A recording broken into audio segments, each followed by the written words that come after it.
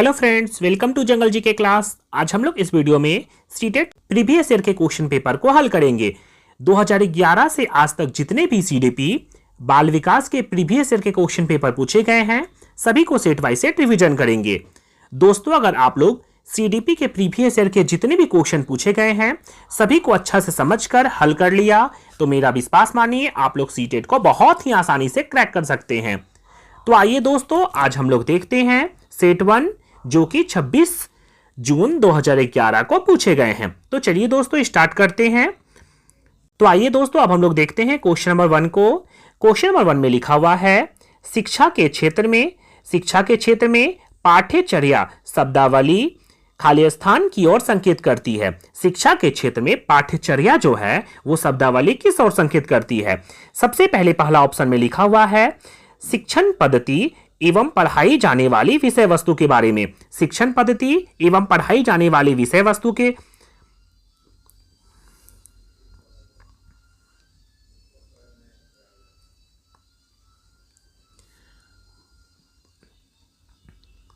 तो आइए दोस्तों हम लोग देखते हैं सबसे पहले क्वेश्चन नंबर 1 को। क्वेश्चन नंबर 1 में लिखा हुआ है शिक्षा के क्षेत्र में पाठ्यचर्या शब्दावली खाली स्थान की ओर संकेत करती है। शिक्षा के क्षेत्र में पाठ्यचर्या शब्दावली जो है वो किस ओर संकेत करती है? इसमें 4 ऑप्शन दिए हुए हैं। सबसे पहला ऑप्शन है शिक्षण पद्धति एवं पढ़ाई जाने वाली विषय वस्तु। शिक्षण पद्धति एवं पढ़ाई जाने वाली विषय वस्तु। नेक्स्ट ऑप्शन दिया हुआ है ऑप्शन नंबर दूसरा में विद्यालय का संपूर्ण कार्यक्रम जिसमें विद्यार्थी प्रतिदिन अनुभव प्राप्त करते हैं। तीसरा ऑप्शन में दिया हुआ है मूल्यांकन प्रक्रिया। चौथा ऑप्शन में दिया हुआ है कक्षा में प्रयुक्त की जाने वाली पाठ्य सामग्री। इसका सही आंसर होगा, हमसे पूछा गया है पाठ्यचर्या। पाठ्यचर्या का मतलब क्या होगा? तो पाठ्यचर्या का मतलब होता है विद्यालय का संपूर्ण कार्यक्रम जिसमें विद्यार्थी प्रतिदिन अनुभव प्राप्त करते हैं। इसका मतलब इसका सही आंसर हो जाएगा ऑप्शन नंबर 2। आप लोगों को इसका जो भी अगर क्वेश्चन आएगा तो इसको देखना है बच्चों के अकॉर्डिंग देखना है। मतलब बच्चे जो है वो दिल के सच्चे हैं, बस इतना सोच के आप लोगों को आराम से क्वेश्चन को हल करना है। तो चलिए दोस्तों अब हम लोग क्वेश्चन नंबर दूसरा को देख लेते हैं। क्वेश्चन नंबर दूसरा में लिखा हुआ है निचली कक्षा में शिक्षण की खेल पद्धति मूल रूप से आधारित है। निचली कक्षा में शिक्षण की खेल पद्धति मूल रूप से आधारित है। किस पे आधारित है? तो इसका पहला ऑप्शन में लिखा हुआ है शारीरिक शिक्षा कार्यक्रम के सिद्धांत पर। दूसरा ऑप्शन में लिखा हुआ है शिक्षण पद्धति के सिद्धांत पर। तीसरा ऑप्शन में लिखा हुआ है विकास एवं वृद्धि के मनोवैज्ञानिक सिद्धांत पर। चौथा ऑप्शन में लिखा हुआ है शिक्षा के समाज शास्त्रीय सिद्धांतों पर। इसका सही आंसर हो जाएगा ऑप्शन नंबर 3 विकास एवं वृद्धि के मनोवैज्ञानिक सिद्धांत पर। विकास और वृद्धि, बच्चों का खेल अगर करेंगे तो विकास और वृद्धि होगा, तो इसका सही आंसर हो जाएगा ऑप्शन नंबर 3 विकास एवं वृद्धि के मनोवैज्ञानिक सिद्धांत पर। चलिए दोस्तों अब हम लोग क्वेश्चन नंबर तीसरा को देख लेते हैं। क्वेश्चन नंबर तीसरा में लिखा हुआ है एक बच्चा अतीत की सामान्य परिस्थिति में की गई अनुक्रियाओं के आधार पर नई स्थिति के प्रति अनुक्रिया करता है। मतलब पीछे जो सीखा हुआ है उसी के आधार पर नई अनुक्रिया, नया काम करता है। यह किससे संबंधित है? इसमें 4 ऑप्शन दिए हुए हैं। सबसे पहला ऑप्शन लिखा हुआ है सीखने की सादृश्यता नियम पर। दूसरा ऑप्शन में लिखा हुआ है सीखने का प्रभाव नियम पर। तीसरा ऑप्शन में लिखा हुआ है सीखने का प्रक्रिया अभिवृत्ति नियम पर। चौथा ऑप्शन में लिखा हुआ है सीखने का तत्परता नियम पर। बच्चा जो है वो अतीत की समान परिस्थिति में की गई अनुक्रियाओं के आधार पर नई स्थिति के प्रति अनुक्रिया करता है। इसका सही आंसर होगा कैसे? तो प्रभाव के नियम के आधार पर। तो इसका सही आंसर हो जाएगा ऑप्शन नंबर 2 प्रभाव के नियम के आधार पर। कभी भी आप लोग सीटेट के क्वेश्चन को हल कीजिएगा तो बच्चे को सोचकर समझना है कि बच्चे कभी गलती नहीं करते हैं। अगर स्कूल में अगर कुछ हो रहा है तो इसका मतलब स्कूल ही जिम्मेदार है, बच्चे उसमें कुछ नहीं है, बच्चे बहुत अच्छे हैं। ठीक है, उसको अगर सोच के क्वेश्चन को हल कीजिएगा तो आप लोग आसानी से हल कर सकते हैं। तो चलिए दोस्तों अब हम लोग क्वेश्चन नंबर चौथा को देखते हैं। क्वेश्चन नंबर चौथा में लिखा हुआ है डिसलेक्सिया किससे संबंधित है? ये दोस्तों ये वेरी इंपॉर्टेंट टॉपिक है, यहां से हर बार क्वेश्चन पूछे जाते हैं। डिसलेक्सिया किससे संबंधित है? पहला ऑप्शन में लिखा हुआ है मानसिक विकार से। दूसरा ऑप्शन में लिखा हुआ है गणितीय विकार से, तीसरा ऑप्शन में लिखा हुआ है पठन विकार से, और चौथा ऑप्शन में लिखा हुआ है व्यवहार संबंधी विकार से। डिसलेक्सिया किससे संबंधित है? तो डिसलेक्सिया जो है वो पठन विकार से संबंधित है, पठन विकार से। अगर मान के चलिए डिसकैलकुलिया पूछ लेगा तो कैलकुलिया का मतलब होता है कैलकुलेशन, अगर गणितीय विकार होगा तो उसका सही आंसर हो जाएगा डिसकैलकुलिया। लेकिन हमसे पूछा है डिसलेक्सिया किससे संबंधित है, तो यह पठन विकार से संबंधित है, इसलिए इसका सही आंसर हो जाएगा ऑप्शन नंबर तीसरा को। चलिए दोस्तों अब नेक्स्ट क्वेश्चन देख लेते हैं, क्वेश्चन नंबर 5वां को। क्वेश्चन नंबर 5 में पूछा गया था विशेष आवश्यकताओं वाले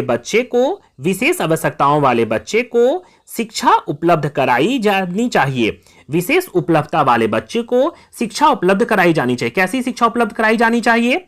सबसे पहला ऑप्शन में लिखा हुआ है अन्य सामान्य बच्चों के साथ, दूसरा ऑप्शन में लिखा हुआ है विशेष विद्यालय में विशेष बच्चों के लिए विकास पद्धति द्वारा, विशेष विद्यालय में विशेष बच्चों के लिए विकास पद्धति द्वारा।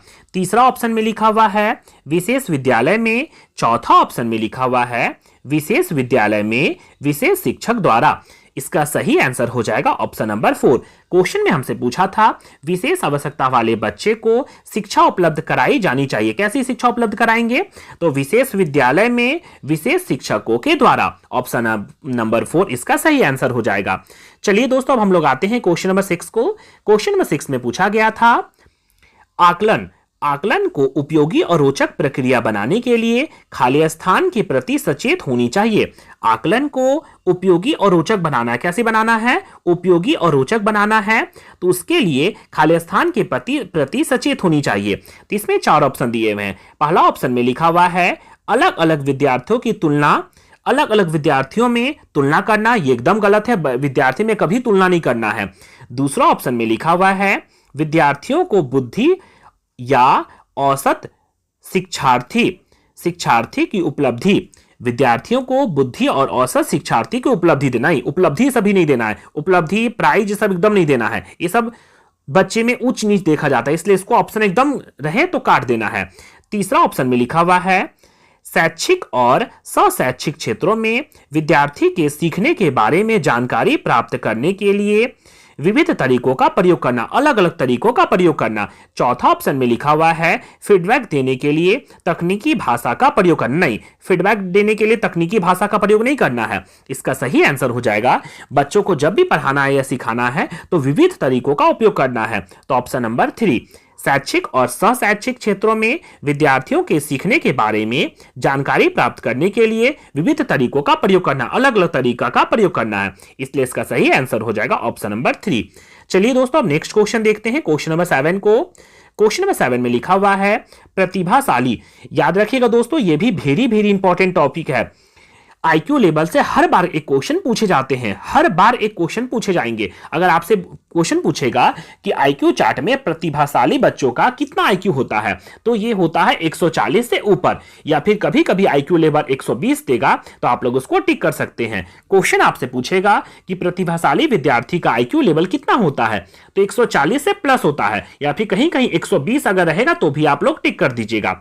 हमसे क्वेश्चन में पूछा है प्रतिभाशाली होने का संकेत नहीं है, प्रतिभाशाली होने का संकेत नहीं है। क्या संकेत नहीं है? सृजनात्मक विचार। दूसरा ऑप्शन में लिखा हुआ है दूसरों से झगड़ा। तीसरा ऑप्शन में लिखा हुआ है अभिव्यक्ति में नवीनता। चौथा ऑप्शन में लिखा हुआ है जिज्ञासा। इसने हमसे क्वेश्चन बोला है कि प्रतिभाशाली होने का संकेत नहीं है, तो दूसरे बच्चे के साथ झगड़ा करना ये उसका उद्देश्य नहीं है। प्रतिभाशाली बच्चे भी जो है वो कभी दूसरों से झगड़ा नहीं करते हैं, इसलिए इसका सही आंसर हो जाएगा ऑप्शन नंबर 2। चलिए दोस्तों नेक्स्ट क्वेश्चन देखते हैं, क्वेश्चन नंबर 8 को। क्वेश्चन नंबर 8 में लिखा हुआ है बच्चे दुनिया के बारे में अपनी समझ सृजन करते हैं। इसका श्रेय है बच्चे दुनिया के बारे में अपनी समझ सृजन करते हैं। दुनिया के बारे में इसका श्रेय किसे जाता है? इसमें 4 ऑप्शन दिया हुआ है पियाजे, पावलोव, कोलबर्ग और स्किनर। इसका सही आंसर हो जाएगा बच्चों पियाजे। बच्चे दुनिया के बारे में अपनी समझ सृजन करते हैं। कौन कहा था? तो ये पियाजे साहब बोले थे। इसका सही आंसर हो जाएगा ऑप्शन नंबर 4। ध्यान रखिएगा दोस्तों, हर बार क्वेश्चन प्याजे से 1 से 2 क्वेश्चन हर बार पूछे जाते हैं, इसलिए प्याजे टॉपिक को अच्छा से रिवीजन करिएगा। प्याजे हो गए, कोलबर्ग हो गए, पावलोव हो गए और स्किनर हो गए, यहां से हर बार क्वेश्चन पूछे जाते हैं, इसलिए प्याजे टॉपिक को एकदम अच्छा से रिवीजन करना है तो करना है। हमसे क्वेश्चन पूछा था कि बच्चे दुनिया के बारे में अपनी समझ का सृजन करते हैं, इसका श्रेय किसे जाता है? तो इसका श्रेय जो जाता है प्याजे साहब को। प्याजे साहब जो बोले थे कि बच्चे जो हैं अपनी समझ का सृजन करते हैं। चलिए दोस्तों नेक्स्ट क्वेश्चन आते हैं, क्वेश्चन नंबर 9 में। क्वेश्चन नंबर 9 में पूछा गया है, कृतिका अक्सर घर से ज्यादा बातचीत नहीं करती। घर में ज्यादा बातचीत वो नहीं करती है, लेकिन विद्यालय में वह काफी बात करती है। यह दर्शाता है कि कृतिका जो थी वो अक्सर घर में ज्यादा बात नहीं करती थी, लेकिन विद्यालय में काफी बात करती थी। यह दर्शाता है, इसका ऑप्शन दिया हुआ है, विद्यालय हर समय बच्चों को खूब बातचीत करने का अवसर देता है। ऐसा तो नहीं है, विद्यालय तो कभी नहीं बोलता है कि खूब बात करो। चलिए दोस्तों नेक्स्ट है, शिक्षकों की यह मांग होती है कि बच्चे विद्यालय में खूब बात करें। शिक्षकों की यह मांग होती है कि बच्चे विद्यालय में खूब बात करें, ऐसा तो नहीं बोलते हैं शिक्षक। नेक्स्ट है, ऑप्शन दिया हुआ है, कृतिका को अपने घर में बिल्कुल पसंद नहीं है। किसी कोई बच्चा को कभी घर पसंद नहीं होता है क्या? ऐसा तो नहीं है। नेक्स्ट ऑप्शन दिया हुआ है, उनके विचारों को विद्यालय में मान्यता मिलती है। इसका सही आंसर हो जाएगा, उनके विचारों को विद्यालय में मान्यता मिलती है। आप लोगों का सीडीपी का कभी भी क्वेश्चन गलत नहीं होगा, बस आप लोग मन में एक बच्चा समझकर सोचिएगा, मतलब ऐसा सोचिएगा कि बच्चा कभी गलती करते ही नहीं है। अगर कोई गलती है तो स्कूल का ही गलती है, या फिर अगर कोई गलती कर रहा है तो माँ बाप गलती कर रहे हैं। बस इतना सोचकर आप क्वेश्चन को हल कीजिएगा, बहुत आसानी से हर एक क्वेश्चन आप लोगों के सही टिक होंगे। तो चलिए दोस्तों अब नेक्स्ट क्वेश्चन आते हैं, क्वेश्चन नंबर 10वां को। क्वेश्चन नंबर 10वां में लिखा हुआ है, एक शिक्षक को अपने विद्यार्थियों की क्षमताओं को समझने का प्रयास करना चाहिए। निम्नलिखित में से कौन से क्षेत्र इस उद्देश्य के साथ संबंध रखते हैं? इसमें 4 ऑप्शन दिया हुआ है, शिक्षा, समाजशास्त्र नहीं, सामाजिक दर्शन, ये भी सामाजिक दर्शन नहीं होगा, मीडिया मनोवैज्ञानिक, और चौथा ऑप्शन में लिखा हुआ है शिक्षा मनोवैज्ञानिक। तो हम लोग शिक्षक है ना, मतलब शिक्षा से देख रहे हैं, तो इसमें सही आंसर हो जाएगा शिक्षक मनोवैज्ञानिक, ऑप्शन नंबर 4। नेक्स्ट क्वेश्चन दोस्तों अब हम लोग आते हैं क्वेश्चन नंबर 11 में। क्वेश्चन नंबर 11 में पूछा गया था, सीखने की प्रक्रिया में अभिप्रेरणा क्या है? सीखने की प्रक्रिया में अभिप्रेरणा क्या है? शिक्षार्थियों की स्मरण शक्ति को पैना बनाती है। शिक्षार्थियों की स्मरण शक्ति को पैना बनाती है, नहीं। पिछले सीखे हुए को नए अधिगम से अलग करती है।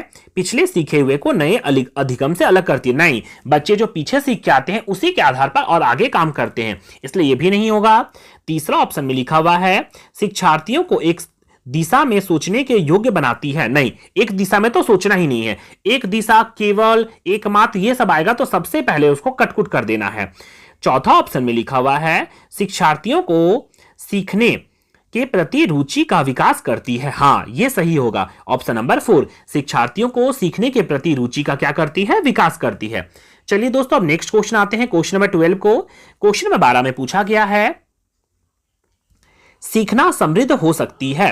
सीखना समृद्ध हो सकती है यदि वास्तविक दुनिया से उदाहरणों को कक्षा में लाया जाए। वास्तविक दुनिया से उदाहरणों को कक्षा में लाया जाए जिसमें विद्यार्थी एक दूसरे से अंतःक्रिया करें और शिक्षक उस प्रक्रिया को सुगम बनाए। दूसरा ऑप्शन में लिखा हुआ है, कक्षा में अधिक से अधिक शिक्षण सामग्री का प्रयोग करना। नहीं, ज्यादा बोझ उस पर नहीं लाना है, इसलिए अधिक से अधिक शिक्षण सामग्री का प्रयोग करना है, मतलब कट देना है। शिक्षक विभिन्न प्रकार के व्याख्यान और स्पष्टीकरण का प्रयोग करते, नहीं, व्याख्यान भी नहीं करना है, यह भी गलत है। नेक्स्ट है, कक्षा में आवधिक परीक्षाओं पर अपेक्षित ध्यान देना। नहीं, परीक्षा भी ज्यादा नहीं लेना है, परीक्षा, मूल्यांकन, ये सब शब्द रहेगा तो सबसे पहले काट देना है। तो इसका सही आंसर हो जाएगा ऑप्शन नंबर 1। क्या होगा? तो ऑप्शन नंबर 1 हो जाएगा। वास्तविक दुनिया से उदाहरणों को कक्षा में लाया जाए जिसमें विद्यार्थी एक दूसरे से अंतःक्रिया करें और शिक्षक उस प्रक्रियाओं को सुगम बनाए। इसका ऑप्शन नंबर 1 हो जाएगा। चलिए दोस्तों अब नेक्स्ट क्वेश्चन देख लेते हैं। Next question, question number 13। Question number 13 में लिखा हुआ है बच्चों, निम्न में से कौन से कथन सीखने की प्रक्रिया को विशेषता नहीं मानती है? निम्नलिखित में से कौन से कथन सीखने की प्रक्रिया को विशेषता नहीं मानती है, मतलब विशेषता नहीं होनी चाहिए। पहला ऑप्शन में लिखा हुआ है शैक्षिक संस्थाएं ही एकमात्र स्थान है जहां अधिगम प्राप्त होती है। शैक्षणिक संस्थाएं ही एकमात्र स्थान है जहां अधिगम प्राप्त होती है, मतलब क्या बच्चे केवल स्कूल में ही सीखते हैं? नहीं, ऐसा तो नहीं है। दूसरा ऑप्शन में लिखा है सीखना एक व्यापक प्रक्रिया है। सीखना एक व्यापक प्रक्रिया है। तीसरा ऑप्शन में लिखा हुआ है सीखना लक्ष्योन्मुखी है। सीखना लक्ष्योन्मुखी है। चौथा ऑप्शन में लिखा हुआ है अनअधिगम भी सीखने की प्रक्रिया से संबंधित है। अनअधिगम भी सीखने की प्रक्रिया से संबंधित है। इसका सही आंसर हो जाएगा ऑप्शन नंबर 1। शैक्षणिक संस्था ही एकमात्र स्थान है जहां अधिगम प्राप्त होती है। और हमसे पूछा था कि सीखने की प्रक्रिया की विशेषता नहीं है। क्या विशेषता नहीं है? तो बस नहीं है तो नहीं वाला ऑप्शन देंगे, मतलब नहीं बोला तो नहीं वाला ऑप्शन। नहीं वाला ऑप्शन क्या हो जाएगा? शैक्षणिक संस्था ही एकमात्र स्थान। हम बोले थे एकमात्र देना है मतलब काट देना है। एकमात्र रहेगा, केवल रहेगा, ये सब रहेगा शब्द, तो सबसे पहले उसको कटकुट करना है। और इसमें एकमात्र शब्द दिया हुआ है और हमसे नहीं वाला भी पूछा है तो नहीं वाला मतलब नहीं वाला आंसर देंगे। तो ऑप्शन नंबर हो जाएगा ऑप्शन नंबर 1। चलिए दोस्तों नेक्स्ट क्वेश्चन आते हैं। क्वेश्चन नंबर 14 में पांचवी कक्षा के दृष्टिबाधित विद्यार्थी क्या होगा को निचले स्तर के कार्य करने की छूट मिलनी चाहिए।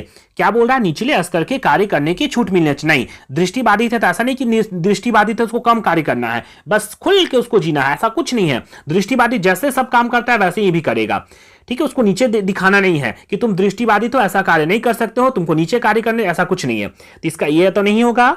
दूसरा ऑप्शन में लिखा हुआ है को माता पिता और मित्रों द्वारा उसे दैनिक कार्यों को करने में सहायता दी जानी। नहीं, सहायता भी नहीं करना, बच्चा अपने से जितना करे उसको करना है, उसको एहसास ही नहीं होने देना है कि उसको दिखता नहीं है।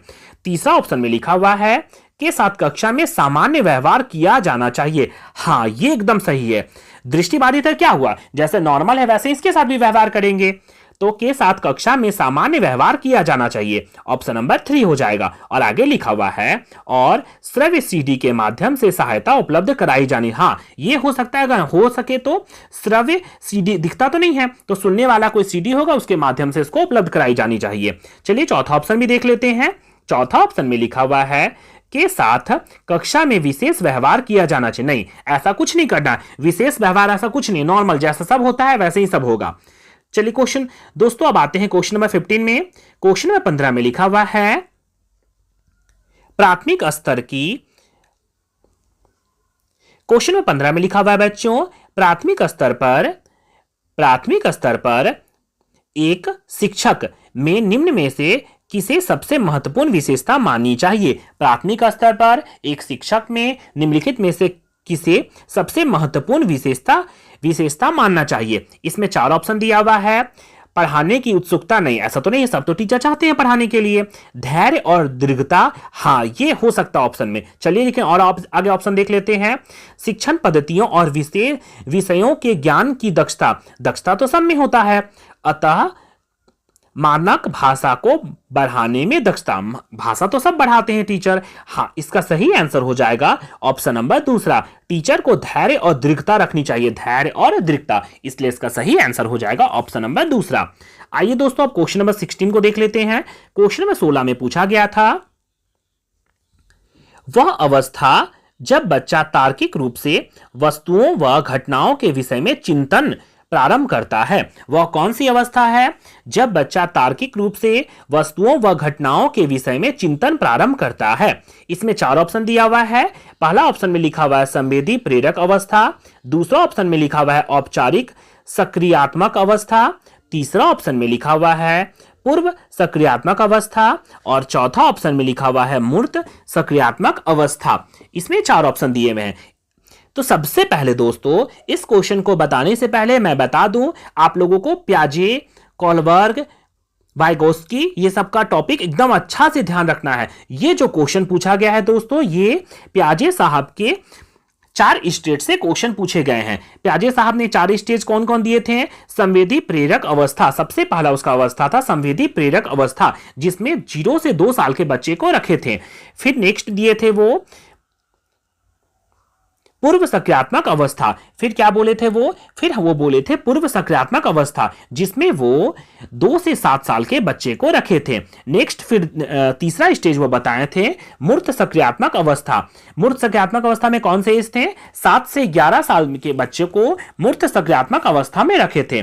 नेक्स्ट औपचारिक सक्रियात्मक अवस्था, जिसमें 11 से 15 साल के बच्चे को रखे थे। प्याजे साहब के टॉपिक से हर बार क्वेश्चन 1 से 2 आते हैं। मैंने 2 क्वेश्चन दिखाया ना, ये दूसरा क्वेश्चन था। तो इसका सही आंसर हो जाएगा ऑप्शन नंबर 4, मूर्त सक्रियात्मक अवस्था। क्या हो जाएगा? तो इसका सही आंसर हो जाएगा ऑप्शन नंबर 4, मूर्त सक्रियात्मक अवस्था। प्याजे साहब के 4 अवस्था ने, चलिए जल्दी से पढ़ लेते हैं। सबसे पहले संवेदी प्रेरक अवस्था, जिसमें 0 से 2 साल का हो जाएगा बच्चा। फिर आएगा पूर्व सक्रियात्मक अवस्था, जिसमें 2 से 7 साल के बच्चे आएंगे। फिर क्या होगा? मूर्त सक्रियात्मक अवस्था, जिसमें 7 से 11 साल के बच्चे आएंगे। और चौथा नंबर पे हो जाएगा औपचारिक सक्रियात्मक अवस्था, जिसमें 11 से 15 साल के बच्चे शामिल होंगे। तो हमसे क्वेश्चन पूछा था वह अवस्था जब बच्चा तार्किक रूप से वस्तुओं और घटनाओं के विषय में चिंतन, कोई भी वस्तु और घटनाओं के विषय में कुछ सोचने लगता है कि हाँ ये वस्तु है, ये चिड़िया है। तो इसका सही आंसर हो जाएगा ऑप्शन नंबर 4, मूर्त। मतलब मूर्त चिंतन करता है, देखकर उस पर चिंतन करने लगा, तो मूर्त संज्ञात्मक अवस्था इसका सही आंसर हो जाएगा। चलिए दोस्तों, अब नेक्स्ट क्वेश्चन आते हैं। नेक्स्ट क्वेश्चन नंबर 17 में लिखा हुआ है, एक शिक्षक अपने लोकतांत्रिक स्वभाव के कारण विद्यार्थियों को पूरी कक्षा में कहीं भी बैठने की अनुमति देता है। कुछ शिक्षार्थी एक साथ बैठते हैं और चर्चा करते हैं या सामूहिक पठन करते हैं। कुछ चुपचाप बैठते हैं और अपने आप पढ़ते हैं। एक अभिभावक को यह पसंद नहीं आया। एक अभिभावक थे, उसको यह पसंद नहीं आया। इस स्थिति को से निपटने का निम्न में से कौन सा तरीका सबसे बेहतर हो सकता है? अब अभिभावक बोल रहा है कि हमको ये पसंद नहीं है। इस स्थिति से निपटने का सबसे बेहतर तरीका क्या हो सकता है? पहला ऑप्शन में लिखा हुआ है, अभिभावक को प्रधानाचार्य से शिक्षक की शिकायत करनी चाहिए। नहीं, शिकायत तो नहीं करेगा, क्योंकि हो सकता है वो कुछ और सोच के बच्चा को बैठाए होंगे, तो ये तो ऑप्शन में नहीं होगा। चलिए दोस्तों, नेक्स्ट ऑप्शन देख लेते हैं। नेक्स्ट ऑप्शन में लिखा हुआ है, ऑप्शन नंबर 2 में, अभिभावकों को प्रधानाचार्य से अनुरोध करना चाहिए कि वे उनके बच्चे का अनुभाग बदल दे। ऐसा तो नहीं है, टीचर तो कुछ सोच के किया होगा। तीसरा ऑप्शन में लिखा हुआ है, अभिभावक को शिक्षक पर विश्वास व्यक्त करनी चाहिए। हाँ, यह ऑप्शन हो सकता है। अभिभावक को शिक्षक के ऊपर थोड़ा सा विश्वास करना चाहिए कि शिक्षकों के साथ समस्या का चर्चा करनी चाहिए और शिक्षक के साथ समस्या का चर्चा करनी चाहिए कि ऐसा बच्चे को क्यों बैठाया गया है, तब टीचर भी बता देंगे। चौथा ऑप्शन में लिखा हुआ है, अभिभावकों को उस विद्यालय से अपने बच्चे को निकाल देना चाहिए। ऐसा तो नहीं होगा, इसलिए इसका सही आंसर हो जाएगा ऑप्शन नंबर 3। चलिए दोस्तों, नेक्स्ट क्वेश्चन नंबर 18 को देख लेते हैं। क्वेश्चन नंबर 18 में पूछा गया था, सीखने के अंतर्दृष्टि सिद्धांत को किसने बढ़ावा दिया? सीखने के अंतर्दृष्टि सिद्धांत था, उसको कौन बढ़ावा दिया है? इसमें 4 ऑप्शन दिया हुआ है, गेस्टाल्ट सिद्धांतवादी, पावलोव, जीन पियाजे, वाइगोस्की। इसका सही आंसर हो जाएगा दोस्तों गेस्टाल्ट। क्या हो जाएगा? ऑप्शन नंबर 1, गेस्टाल्ट सिद्धांतवादी। इसी ने बताया था सीखने के अंतर्दृष्टि सिद्धांत को। चलिए दोस्तों, नेक्स्ट क्वेश्चन देख लेते हैं, क्वेश्चन नंबर 19 को। क्वेश्चन नंबर 19 में पूछा गया है, बच्चों के बौद्धिक विकास की 4 विशिष्ट अवस्था की पहचान की गई है। बच्चों के बौद्धिक विकास की 4 विशिष्ट अवस्था पहचान की गई है। कोलबर्ग में, एरिक्सन द्वारा, स्किनर द्वारा या फिर पियाजे द्वारा। अभी हम आप लोगों को बताया था ना कि पियाजे ने 4 स्टेज दिया था। सबसे पहले संवेदी प्रेरक तंत्रिका, जिसमें 0 से 2 साल के बच्चे को रखा था। नेक्स्ट था पूर्व सक्रियात्मक अवस्था, जिसमें 2 से 7 साल के बच्चे को रखा था। फिर था मूर्त सक्रियात्मक अवस्था, 7 से 11 साल के बच्चे को रखा था। और चौथा स्टेज दिए थे औपचारिक सक्रियात्मक अवस्था, जिसमें 11 से 15 साल के बच्चे को रखे थे। हमसे क्वेश्चन में पूछा था बच्चों को बौद्धिक विकास की 4 विशिष्ट अवस्थाओं की पहचान कीजिए। तो इसका सही आंसर हो जाएगा ऑप्शन नंबर 4। पियाजे साहब ने 4 स्टेज दिए थे, मतलब पियाजे साहब से 3 क्वेश्चन हम लोगों अभी तक आ चुके हैं। चलिए दोस्तों, नेक्स्ट क्वेश्चन देख लेते हैं। क्वेश्चन नंबर 20 में लिखा हुआ है, निम्नलिखित में से किस अवस्था में बच्चे अपने समन्वय समूह से सक्रिय सदस्य हो जाते हैं? निम्नलिखित में से किस स्टेज में बच्चे अपने समन्वय समूह से सक्रिय सक्रिय सदस्य हो जाते हैं। 4 ऑप्शन दिया हुआ है। पहला किशोरावस्था में, दूसरा ऑप्शन में है प्रौढ़ावस्था में, तीसरा ऑप्शन में लिखा हुआ पूर्व बाल्यावस्था और चौथा ऑप्शन में लिखा हुआ है बाल्यावस्था। बच्चे जो है किस अवस्था में अपने समन्वय समूह में सक्रिय सदस्य हो जाते हैं? इसका सही आंसर हो जाएगा बच्चों ऑप्शन नंबर 1, किशोरावस्था में। नेक्स्ट क्वेश्चन दोस्तों, अब क्वेश्चन नंबर हम लोग 21 को देख लेते हैं। क्वेश्चन नंबर 21 में लिखा हुआ है बच्चों के सीखने की प्रक्रिया में माता पिता को खालिस्तान भूमिका निभानी चाहिए। बच्चे को सीखने की प्रक्रिया में माता पिता को कैसी भूमिका निभानी चाहिए? नकारात्मक भूमिका नहीं निभानी चाहिए, सहानुभूति भी नहीं दिखाना है, अग्रोन्मुखी या तटस्थ? इसका सही आंसर हो जाएगा अग्रोन्मुखी भूमिका निभानी चाहिए, ऑप्शन नंबर दूसरा। नेक्स्ट क्वेश्चन दोस्तों, अब हम लोग आते हैं क्वेश्चन नंबर 22 में। क्वेश्चन नंबर 22 में लिखा हुआ है बच्चों, विकास कभी भी समाप्त नहीं होने वाली प्रक्रिया है। विकास कभी समाप्त नहीं होती है। विकास जो है वो जन्म से लेकर कब्र तक चलती रहती है, तो विकास कभी समाप्त नहीं होने वाली प्रक्रिया है। यह विचार किससे संबंधित है? अंतः संबंध का सिद्धांत, निरंतरता का सिद्धांत, एकीकरण का सिद्धांत या अंतः क्रिया का सिद्धांत? इसका सही आंसर हो जाएगा निरंतरता का सिद्धांत। विकास जो है वो निरंतर चलते ही रहती है। इसका सही आंसर हो जाएगा ऑप्शन नंबर दूसरा। चलिए दोस्तों, अब नेक्स्ट क्वेश्चन नंबर 23 को देख लेते हैं। क्वेश्चन नंबर 23 में लिखा हुआ है बच्चों, वह कौन सा स्थान है जहां बच्चे के संज्ञात्मक विकास को सबसे बेहतर तरीके से परिभाषित किया जाता है? वह कौन सा स्थान है जहां बच्चे को संज्ञात्मक विकास को सबसे बेहतर तरीके से परिभाषित किया जाता है? कहां पर बच्चे के संज्ञात्मक विकास के बेहतर तरीकों को परिभाषित किया जाता है? इसमें 4 ऑप्शन दिया हुआ है बच्चों। पहला ऑप्शन में लिखा हुआ है खेल के मैदान, नहीं, विद्यालय एवं कक्षा, पर्यावरण, सभागार या फिर घर? इसका सही आंसर हो जाएगा ऑप्शन नंबर 4, विद्यालय में ही बच्चे को संज्ञात्मक विकास को बेहतर तरीके से परिभाषित किया जाता है, ऑप्शन नंबर दूसरा को। नेक्स्ट क्वेश्चन दोस्तों, अब हम लोग आते हैं क्वेश्चन नंबर 24 में। क्वेश्चन नंबर 24 में लिखा हुआ है बच्चों, निम्न में से कौन सा बुद्धिमान बच्चे का लक्षण नहीं है? निम्न में से कौन सा बुद्धिमान बच्चे का लक्षण नहीं है? बोल रहा है नहीं है ना, बुद्धिमान बच्चे का लक्षण नहीं है। वह जो लंबे निबंधों को बहुत जल्दी रटने की क्षमता रखते हैं। एक बात एकदम ध्यान रखिएगा दोस्तों, कभी भी मूल्यांकन आ जाए, केवल आ जाए, एकमात्र आ जाए या फिर रटने वाला आ जाए तो फटाक से इसको रट देना है। मतलब ये ऑप्शन नहीं होगा। हमसे नहीं पूछा है तो नहीं वाला बताना है। कभी भी बच्चे रट के एग्जाम कभी नहीं देते हैं। रटने या फिर रूट मेथड, कभी भी ऐसा कुछ अगर शब्द लिखा रहेगा रटने वाला तो फटाक से सबसे पहले उसको काट देना है। तो इसमें क्वेश्चन में लिखा हुआ था कि निम्न में से कौन सा बुद्धिमान बच्चे का लक्षण नहीं है? वह जो लंबे निबंध को बहुत जल्दी रट लेते, रटने वाला हिसाब किताब नहीं रहता है। चलिए और ऑप्शन को देख लेते हैं जल्दी सा। दूसरा ऑप्शन में लिखा हुआ है वह जो प्रभावपूर्ण एवं उचित तरीके से संप्रेषण करने की क्षमता रखते हैं। वह जो अमूर्त रूप से सोचने की क्षमता रखते हैं, सही है। वह जो नए परिवेश में स्वयं को समायोजित कर लेते हैं। तो ये सब हो सकता है, हमसे नहीं पूछा था तो नहीं वाला हो जाएगा, इसका ऑप्शन नंबर 1 हो जाएगा। चलिए दोस्तों, नेक्स्ट क्वेश्चन नंबर 25 को देख लेते हैं। क्वेश्चन नंबर 25 में लिखा हुआ है बच्चों, खाली स्थान को एक अभिप्रेरित शिक्षण का संकेतक माना जाता है। किसको एक अभिप्रेरित शिक्षण का संकेतक माना जाता है? इसमें 4 ऑप्शन दिया हुआ है बच्चों। सबसे पहला ऑप्शन लिखा हुआ है कक्षा में अधिकतम उपस्थिति, शिक्षक द्वारा दिया गया उच्च उपचारात्मक कार्य। तीसरा ऑप्शन में लिखा हुआ है विद्यार्थियों द्वारा प्रश्न पूछना। चौथा ऑप्शन में लिखा हुआ है कक्षा में एकदम खामोश, खामोश तो बैठना नहीं है, विद्यार्थी जितना प्रश्न पूछेंगे पूछ सकते हैं टीचर से। तो इसलिए इसका सही आंसर हो जाएगा ऑप्शन नंबर तीसरा, विद्यार्थियों द्वारा प्रश्न पूछना। चलिए दोस्तों, नेक्स्ट क्वेश्चन नंबर 26 को देख लेते हैं। क्वेश्चन नंबर 26 में लिखा हुआ है बच्चों, निम्नलिखित में से कौन सा बच्चों की सामाजिक मनोवैज्ञानिक आवश्यकताओं के साथ संबद्ध नहीं है? निम्नलिखित में से कौन सी बच्चों की सामाजिक मनोवैज्ञानिक आवश्यकताओं के साथ संबंध नहीं है? नहीं वाला पूछा ना, तो चलिए देखते हैं कौन नहीं है।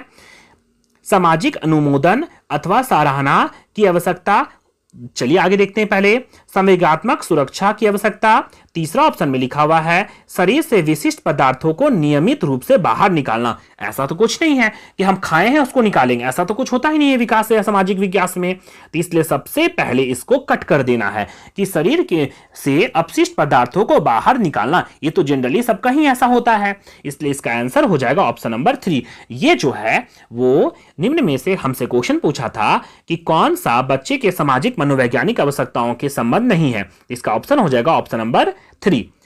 चलिए दोस्तों नेक्स्ट क्वेश्चन नंबर हम लोग 27 को देख लेते हैं। बार बार बोल रहे हैं जब भी बच्चों अगर आप लोग सीटेट का एग्जाम में बैठिएगा तो बस बच्चे को समझना है कि बच्चे दिल के सच्चे होते हैं। जो भी कुछ गलती कर रहे हैं टीचर गलती कर रहा है, नहीं पढ़ा रहा है मतलब टीचर नहीं पढ़ा रहा है। स्कूल अगर खराब है इसका मतलब स्कूल खराब है। बच्चे जो है वो अच्छे हैं, बच्चे अगर जाना चाहेंगे तो जा सकते हैं। बच्चे को बस रखकर आप लोगों को सोचना है, कभी क्वेश्चन आप लोगों के गलत नहीं होंगे। चलिए दोस्तों नेक्स्ट क्वेश्चन देखते हैं, क्वेश्चन नंबर 27। क्वेश्चन नंबर 27 में लिखा हुआ है दोस्तों मन का मानचित्रण संबंधित है। मन का मानचित्रण संबंधित है। ऑप्शन नंबर 1 में लिखा हुआ है बोध समझ बढ़ाने की तकनीकी से, साहसिक कार्यों की क्रिया योजना से, मन का चित्रण बनाने से, मन की क्रियाशीलता का अनुसंधान करने से। मन की क्रियाशीलता का अनुसंधान करने से। इसका सही आंसर हो जाएगा बच्चों ऑप्शन नंबर 4, मन की क्रियाशीलता का अनुसंधान करने से। क्वेश्चन में हमसे पूछा था मन का मानचित्र संबंधित है मन की क्रियाशीलता का अनुसंधान करने से। चलिए दोस्तों नेक्स्ट क्वेश्चन नंबर 28 को देख लेते हैं। क्वेश्चन नंबर 28 में लिखा हुआ है बच्चों विशेष रूप से प्राथमिक स्तर के विद्यार्थियों की सीखने संबंधी समस्याओं को संबोधित करने का बेहतर तरीका है। विशेष रूप से प्राथमिक स्तर पर विद्यार्थियों की सीखने संबंधी समस्याओं का संबोधन करने का बेहतर तरीका क्या है। पहला ऑप्शन में लिखा हुआ है अक्षमता के अनुरूप विभिन्न शिक्षण पद्धतियों का प्रयोग करना, महंगी और चमत्कार सहायक सामग्री का प्रयोग करना। नहीं, महंगी वस्तु नहीं देना है। सरल और रोचक सहायक सामग्री का प्रयोग, सामग्री तो देना ही नहीं है। कहानी कथन पद्धति का प्रयोग करना। तो इसका सही आंसर हो जाएगा ऑप्शन नंबर 1, अक्षमता के अनुरूप विभिन्न शिक्षक पद्धतियों का प्रयोग करना। उससे क्षमता नहीं करना है कि बच्चा कितना क्षमता है हम इससे ये काम करवाएंगे। इसलिए इसका ऑप्शन हो जाएगा ऑप्शन नंबर 1, बच्चा का अक्षमता के अनुरूप विभिन्न शिक्षक पद्धतियों का प्रयोग करना। इसका सही आंसर हो जाएगा ऑप्शन नंबर 1। चलिए दोस्तों नेक्स्ट क्वेश्चन नंबर हम लोग देखते हैं क्वेश्चन नंबर 29 को। देखिए फिर प्याजे से आया है, मतलब आप लोग हमेशा ध्यान रखिएगा प्याजे से हर बार क्वेश्चन 3 से 4 क्वेश्चन पूछे जाते हैं और बुद्धि लावधि जिसे बोलते हैं आईक्यू चार्ट, इससे भी क्वेश्चन हर बार पूछे जाते हैं। चलिए दोस्तों अब देखते हैं क्वेश्चन नंबर 29 को। क्वेश्चन नंबर 29 में लिखा हुआ है बच्चों प्याजे के अनुसार निम्नलिखित में से कौन सी अवस्था में बच्चा अमूर्त संकल्पनाओं के विषय में तार्किक चिंतन आरंभ कर देते हैं। प्याजे साहब ने 4 स्टेज बोले थे ना। सबसे पहले बोले थे संवेदी पेशीय अवस्था, 0 से 2 साल के बच्चे को रखे थे। फिर पूर्व सक्रियात्मक अवस्था जिसमें 2 से 7 साल के बच्चे को रखे थे। फिर था मूर्त सक्रियात्मक अवस्था जिसमें 7 से 11 साल के बच्चे थे। और लास्ट था औपचारिक सक्रियात्मक अवस्था जिसमें 11 से 15 साल के बच्चे को रखे थे। हमसे क्वेश्चन में पूछा है उस अवस्था का नाम बताइए जिसमें बच्चे अमूर्त संकल्पनाओं के विषय में तार्किक चिंतन आरंभ कर देते हैं। तो इसका सही आंसर हो जाएगा ऑप्शन नंबर 2, औपचारिक सक्रियात्मक अवस्था। 11 साल से ऊपर के बच्चे बिना कोई चीज नहीं रहता है फिर भी उसमें सोचने लगते हैं, मतलब स्वप्न देखने लगते हैं, हम ये करेंगे, हम ऐसा एग्जाम पढ़ेंगे, हम इसको पास कर जाएंगे। तो इसका आंसर हो जाएगा ऑप्शन नंबर 2, औपचारिक सक्रियात्मक अवस्था जो कि 11 से 15 साल होता है, कहीं कहीं 11 से 17 साल भी दिया रहता है। चलिए दोस्तों अब लास्ट क्वेश्चन हम लोग देख लेते हैं क्वेश्चन नंबर 30 को। क्वेश्चन नंबर 30 में पूछा गया था निम्न में से कौन सा शिक्षार्थी में सृजनात्मक का पोषण करता है। निम्न में से कौन से शिक्षार्थी में सृजनात्मक का पोषण करता है। इसमें 4 ऑप्शन दिया हुआ है। पहला ऑप्शन दिया हुआ है अच्छे शिक्षा के व्यवहारिक मूल्यों के लिए विद्यार्थियों का शिक्षण दूसरा ऑप्शन में लिखा हुआ है प्रत्येक शिक्षार्थी को अंतर्जातीय प्रतिभाओं का पोषण करने एवं प्रश्न करने के अवसर उपलब्ध कराना। एकदम सही है, इसका ऑप्शन नंबर यही हो जाएगा। बच्चे जितना चाहे टीचर से प्रश्न पूछ सकते हैं, टीचर को तो बोर कभी होना ही नहीं है। 10 एक बार नहीं समझ में आया 2 बार बताएंगे, 2 बार नहीं समझ में आया 3 बार बताएंगे। तो इसलिए इसका सही आंसर हो जाएगा प्रत्येक शिक्षार्थी को अंतर्जातीय प्रतिभाओं का पोषण करने एवं प्रश्न करने का अवसर उपलब्ध होना चाहिए। चलिए 2 ऑप्शन और देख लेते हैं। विद्यालयी जीवन के प्रारंभ से उपलब्धि के लक्ष्य पर बल नहीं देना है। परीक्षा में अच्छे अंक नहीं, अच्छे अंक कोचिंग तो खत्म, हटा नहीं देना है, रटने वाला हटा देना है। तो इसका सही आंसर हो जाएगा बच्चे प्रत्येक शिक्षार्थी की अंतर्जातीय प्रतिभाओं का पोषण करने एवं प्रश्न करने के अवसर उपलब्ध कराना। इस तरह से बच्चों आज हम लोगों ने टोटल सीडीपी के 3 क्वेश्चन को कवर कर लिया। अगले सेट 2 के लिए बच्चों मेरे चैनल को सब्सक्राइब करके जरूर रखें ताकि आप लोगों को इसका नोटिफिकेशन मिल सके और एक भी वीडियो आप लोगों के मिस नहीं हो। इस तरह से बच्चों आप लोग अगर सेट बाय सेट रिवीजन कर लेते हैं तो आप सीडीपी को आराम से क्रैक कर सकते हैं। धन्यवाद।